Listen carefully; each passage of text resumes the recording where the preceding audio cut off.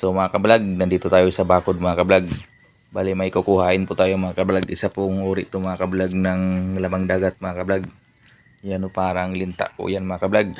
Ang tawag po sa amin yan dito ay balat o bayat. Yan mga kablog. Kukunin to mga kablog dahil kikilawin to mamaya mga kablog. Yan, masarap to kilawin.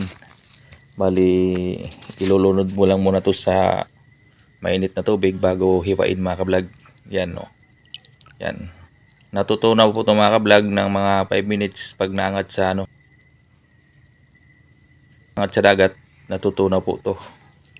Kailangan ibalik lang siya sa tubig. O diretso na siyang painitan o lalapuan bago hiwain mga kablog. Yan po, isang uri po yan ng bayat na napakasarap kilawin mga kablog. Balik kikilawin po ito mamaya mga kablog.